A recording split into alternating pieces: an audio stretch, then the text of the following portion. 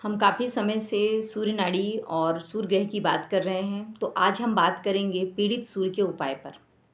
पीड़ित सूर्य के उपाय के लिए मैं नाड़ियों पर जाऊंगी। तो नाड़ियों के लिए हमारे सूर्य नाड़ी के देवता हनुमान जी हैं, तो आप हनुमान चालीसा का पाठ जरूर करिए।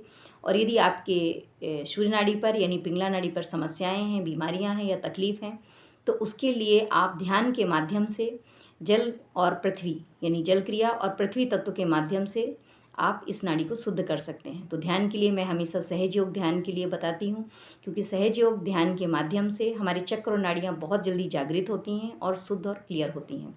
इसके अलावा सूर्य चूँकि हमारे पिता के कारक हैं, तो सूर्य से पीड़ित व्यक्तियों को हमेशा अपने पिता और बड़े बुजुर्गों का सम्मान करना चाहिए। अपने पिता को हमेशा मानसिक और आत्मिक सुकून दीजिए, शांति दीजिए, उन्हें प्रसन्न रखिए, उनकी सेवा करिए।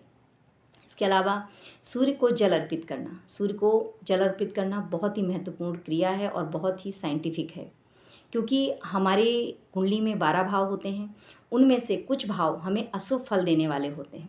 तो जब उन भावों पर सूर्य होते हैं तो वो उनके अशुभ फल को अवशोषित कर लेते हैं। तो वो सारी निगेटिव एनर्जी जो होती है उन अशुभ भावों की, वो सूर्य में आ जाती है और उस एनर्जी को निगेटिव कर देती है। तो जिसके लिए हम जब सूर्य जल देते हैं तो वो निगेटिव एनर्जी कम हो जाती है।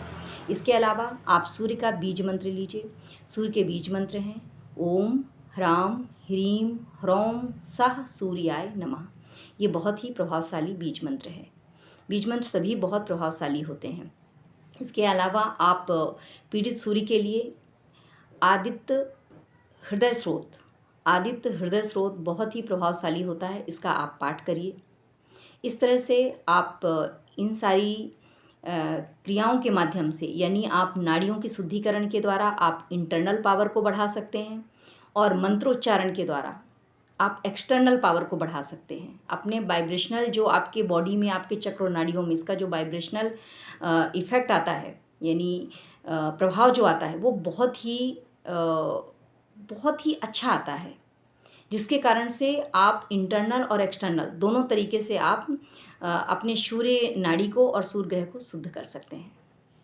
थैंक यू, धन्यवाद।